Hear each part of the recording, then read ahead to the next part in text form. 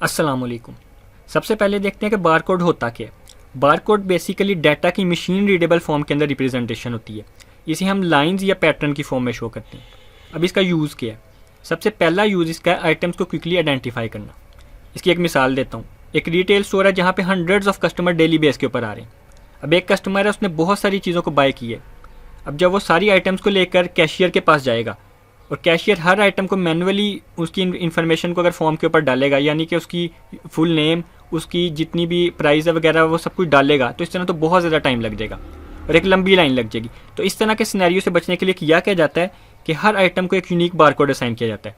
उस बारकोड के अंदर उस आइटम का एक आइडेंटिफायर होता है। बेसिकली जब कैशियर उस बारकोड को स्कैन करता है तो उस आइडेंटिफायर को असल में वो स्कैन कर रहा होता है। उस आइडेंटिफायर को फिर बैकएंड के ऊपर डाटाबेस के साथ मैच किया जाता है और उस आइटम की तमाम डिटेल को ऑटोमेटिकली फैच करके फॉर्म के ऊपर फिल कर दिया जाता है। तो इस तरह से हम यूनिकली आइडेंटिफाई करते हैं क्विकली आइटम्स को बारकोड के थ्रू। एक दूसरा यूज़ इसका ये हो सकता है कि सिक्योरिटी मेजरमेंट को इंश्योर किया जाता है। इसकी भी एक मिसाल देता हूँ कि मार्केट के अंदर चंद फेक प्रोडक्ट्स अगर सर्कुलेट कर रही हैं और हमने पता लगाना कि ओरिजिनल कौन सी है और फेक कौन सी है, तो हम क्या करते हैं कि जो ओरिजिनल होती है उनको यूनिक बारकोड असाइन करते हैं और बाद में हम उन आइटम्स को जिनके ऊपर या तो बारकोड होता ही नहीं है या फिर ऐसे बारकोड होते हैं जो बैकएंड में हमारे डाटाबेस में मौजूद बारकोड के साथ मैच नहीं करती, उसके साथ हम मैच करते हैं और चेक कर लेते हैं कौन सी ओरिजिनल और कौन सी फेक है। अब बारकोड के बेसिकली दो पार्ट्स होते हैं। एक, जैसे मैंने पहले बताया कि एक इन्फॉर्मेशन या एक यूनिक आइडेंटिफायर होता है उस हर आइटम का, जो नॉर्मली एक नंबर होता है, और एक होती है उसकी विजुअल रिप्रेजेंटेशन जो लाइंस या किसी इमेज की फॉर्म में होती है। अब जो यूनिक नंबर होता है इसके अंदर मुख्तलिफ तरह की इन्फॉर्मेशन होती है। जैसे कि आप सामने एक सैंपल देख रहे हैं एक बारकोड का।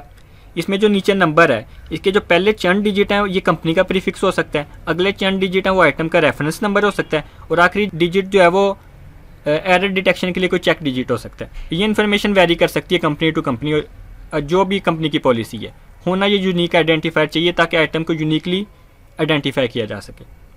दूसरी होती है इसकी विजुअल रिप्रेजेंटेशन जो कि इमेज की फॉर्म में होती है।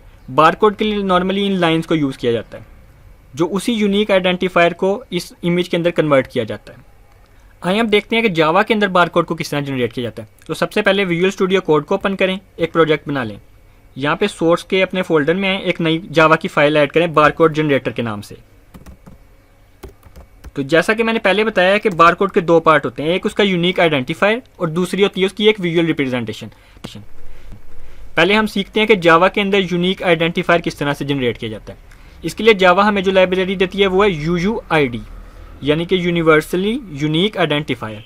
ये यूटिल की लाइब्रेरी के अंदर मौजूद है। तो इसको इंपोर्ट कर लेते हैं। सबसे पहले इंपोर्ट java.util.uuid। इस लाइब्रेरी के अंदर हमारे पास मेथड मिलता है जो हमें 128 बिट की वैल्यू को जनरेट करके देता है, जो कि यूनिक और रैंडम होती है। एक मेथड ऐड कर लेते हैं पब्लिक का, कि रिटर्न टाइप रखते हैं स्ट्रिंग। जो भी हमारे पास यूनिक आइडेंटिफायर आएगा हम उसको स्ट्रिंग में कन्वर्ट करके रिटर्न कर देंगे। Public string get unique ID. अब हमने बेसिकली करना क्या है कि UUID जो क्लास है इसका एक स्टैटिक फंक्शन है रैंडम UUID का, उसको कॉल कर लेना है रैंडम UUID। तो ये एक यूनिक आइडेंटिफायर को जनरेट कर देगा। अब इसको हम क्या करेंगे, सिंपली स्ट्रिंग के अंदर कन्वर्ट कर लेंगे और इसी को रिटर्न कर लेंगे। तो एक यूनिक आइडेंटिफायर जनरेट होकर स्ट्रिंग में कन्वर्ट होकर रिटर्न हो जाएगा। अब सिंपली हमने क्या करना है, जब भी हम एक यूनिक आइडेंटिफायर को जनरेट करना है हमने इस मेथड को कॉल कर लेना है। मेन मेथड ऐड कर लेते हैं और इस मेथड को कॉल करते हैं उसके अंदर। सबसे पहले इस क्लास का ऑब्जेक्ट बनाते हैं और एक स्ट्रिंग वेरिएबल के अंदर उस यूनिक आइडेंटिफायर को स्टोर कर लेते हैं इस मेथड को कॉल करके, object dot gate unique ID. तो मेथड कॉल होगा, एक यूनिक आइडेंटिफायर जनरेट होगा और हमने उसको एक स्ट्रिंग वेरिएबल के अंदर स्टोर कर लिया। इसको सिंपली प्रिंट करते हैं, अपने प्रोग्राम को रन करते हैं। तो यहाँ पे एक यूनिक आइडेंटिफायर जनरेट हो गया। अब हम अपने प्रोग्राम को जितनी भी मरतबा रन करेंगे एक unique identifier, new unique identifier हमारे लिए जनरेट हो जाया करेगा। यूनिक आइडेंटिफायर तो हमने जनरेट कर लिया है। अब इस यूनिक आइडेंटिफायर को हमने इमेज की शेप में कन्वर्ट करना है। तो उसके लिए जो हम लाइब्रेरी यूज़ करेंगे वो है ZScene। इसका लिंक मैं डिस्क्रिप्शन में दे रहा हूँ, आपने सिंपली उस लिंक को क्लिक करना और इस वेबसाइट पे आ जाना है। यहाँ पर इसके मुख्तलिफ वर्जन मौजूद हैं, जैसे 3.5.3, 3.5.2। आपका जो दिल करता है उसको डाउनलोड कर लें। बेहतर है कि लेटेस्ट वाला करें डाउनलोड। उसके लिए इसको डाउनलोड जावा sc.jar को क्लिक करें, डाउनलोड स्टार्ट हो जाएगी। डाउनलोड कंप्लीट होने के बाद अपने डाउनलोड्स के फोल्डर में यहाँ पर एक जिप फाइल होगी जार फाइल्स के नाम से, इसको एक्सट्रैक्ट कर लें।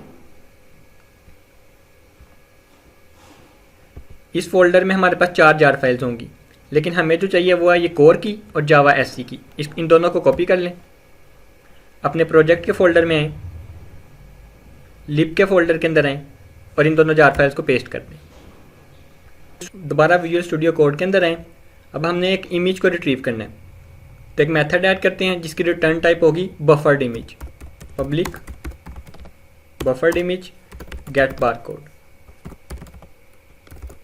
तो इस मेथड के थ्रू हम एक बारकोड को जनरेट करेंगे, उसे as a buffered image return कर लेंगे। इस मेथड के पैरामीटर में हमने वो आइडेंटिफायर पास करना है जिसे हमने बफर्ड इमेज या बारकोड में कन्वर्ट करना है।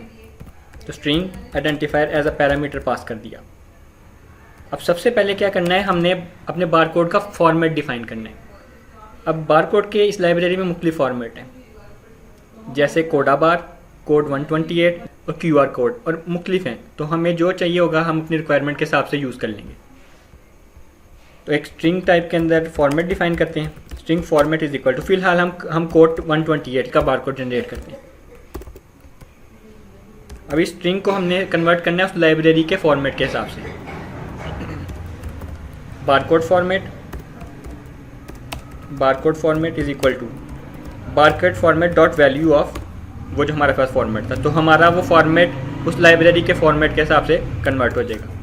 अब उसके बाद हमने क्या करना है, मल्टी फॉर्मेट राइटर का एक ऑब्जेक्ट बनाना है ताकि हम इस आइडेंटिफायर को उस फॉर्मेट के हिसाब से राइट कर सकें। Multi format writer is equal to new multi format writer. अब बारकोड बेसिकली होता क्या है, ये एक मैट्रिक्स होती है। तो इस मल्टी फॉर्मेट राइटर को यूज़ करके अब हम एक बारकोड की मैट्रिक्स जनरेट करेंगे। Bit matrix is equal to multi format writer का ऑब्जेक्ट और एनकोड का मेथड। अब इस एनकोड के जो मेथड है इसके 4 पैरामीटर हैं। पहले पैरामीटर के अंदर हमने डिफाइन करना है कि किसको हमने कन्वर्ट करना है, यानी कि हमारा आइडेंटिफायर। दूसरे पैरामीटर में हमने उसका फॉर्मेट देना है। तीसरे पैरामीटर में हमने देनी है विड्थ बारकोड की, तो मैं यहाँ पे 200 दे रहा हूँ। चौथे में हमने देनी है हाइट, वो मैं यहाँ पे 100 दे रहा हूँ। तो यहाँ पे एक बारकोड जनरेट हो जाएगा इस फॉर्मेट के हिसाब से, जो कि कोड 128 है, जिसकी विड्थ 200 होगी और हाइट 100। ये जो बिट मैट्रिक्स है इसके कोड को हमें ट्राई कैच के ब्लॉक के अंदर लिखना पड़ेगा। अब हमने बिट मैट्रिक्स जनरेट कर लिया। अब सिंपली क्या करना है, इस बिट मैट्रिक्स को एक बफर्ड इमेज में कन्वर्ट करेंगे, उसको रिटर्न कर देंगे। तो buffered image is equal to matrix to image writer का हमने क्लास को यूज़ करना है और उसका मेथड कॉल करना है टू बफर्ड इमेज, और बीच में हमने बिट मैट्रिक्स को एज अ पैरामीटर पास कर देना है। तो ये मेथड क्या करेगा, उस बिट मैट्रिक्स को बफर्ड इमेज में कन्वर्ट कर लेगा। उसको हमने एक बफर्ड इमेज नाम के वेरिएबल में स्टोर कर लिया है। अब सिंपली उसको रिटर्न कर देना है, रिटर्न बफर्ड इमेज। तो हुआ क्या है कि हमने एक फॉर्मेट दिया था, उस फॉर्मेट को हमने मल्टी फॉर्मेट राइटर के ऑब्जेक्ट के थ्रू एक बिट मैट्रिक्स में कन्वर्ट किया है और फिर उसको हमने बफर्ड इमेज में कन्वर्ट करके रिटर्न कर दिया। इसी तरह से हमें कैश ब्लॉक के अंदर भी रिटर्न कराना पड़ेगा। यहाँ पे नल कर देते हैं रिटर्न, कि अगर कोई एक्सेप्शन थ्रो होगी तो नल रिटर्न हो जाएगा। हमने यहाँ पे बफर्ड इमेज को जनरेट करके रिटर्न कर लिया। अब सिंपली हमने क्या करना है, UI को ऐड करना है जिसके अंदर हम इस बफर्ड इमेज को डिस्प्ले करेंगे। तो मैंने यहाँ पे एक मेथड ऐड किया है जिसके अंदर मैंने एक JFrame को ऐड किया और 2 लेबल्स को। ये जो ऊपर वाला लेबल होगा इसके अंदर हम अपने बारकोड की आइडेंटिफायर को शो करेंगे, यानी कि वो जो नंबर होगा, और जो नीचे वाला होगा उसके अंदर हम बारकोड की इमेज को डिस्प्ले करेंगे। तो सिंपली क्या करना है, पहले आइडेंटिफायर को गेट कर लेते हैं। String identifier is equal to, इसके लिए हमने पहले गेट यूनिक आईडी का मेथड लिख लिया है, तो उसको कॉल करेंगे और एक यूनिक आइडेंटिफायर स्ट्रिंग की फॉर्म में हमारे पास आ जाएगा। उसको हमने आइडेंटिफायर के वेरिएबल में स्टोर कर लिया। अब सिंपली क्या करेंगे कि गेट बारकोड का मेथड कॉल करेंगे, उसमें इस आइडेंटिफायर को पास करके उस बफर्ड इमेज को भी गेट कर लेंगे। तो बफर्ड इमेज का वेरिएबल ऐड करते हैं, barcode is equal to get barcode का मेथड, और उसके अंदर आइडेंटिफायर को पास कर दिया। तो आइडेंटिफायर को पास करने के बाद एक बफर्ड इमेज जनरेट होगी और वहाँ उसको हमने एक बारकोड के वेरिएबल के अंदर जिसकी डाटा टाइप बफर्ड इमेज है उसमें स्टोर कर लिया। अब सिंपली क्या करना है, इस आइडेंटिफायर को हमने इस लेबल के टेक्स्ट के साथ ऐड कर देना है, और ये जो दूसरा लेबल होगा इसके आइकन को हमने बफर्ड इमेज के साथ ऐड कर देना है। New image icon barcode. तो ऊपर वाले लेबल के अंदर हमारे पास आइडेंटिफायर आ जाएगा और नीचे वाले लेबल के अंदर हमारे पास वो बार कोड आ जाएगा। अब सिंपली क्या करना है, मेन के मेथड में जाना है, इस क्लास का ऑब्जेक्ट बनाएंगे और ये शो बार कोड के मेथड को कॉल कर लेंगे जिसमें हमारी यूआई डिस्प्ले होगी और वो तमाम मेथड्स कॉल होंगे जिसके थ्रू हमारा बार कोड का यूनिक आइडेंटिफायर जनरेट होगा, वो बार कोड की बफर्ड इमेज में कन्वर्ट होगा और उसके बाद लेबल के अंदर ऐड होकर डिस्प्ले होगा। तो bar code generator dot show bar code का मेथड। अब सिंपली इस प्रोग्राम को रन करें।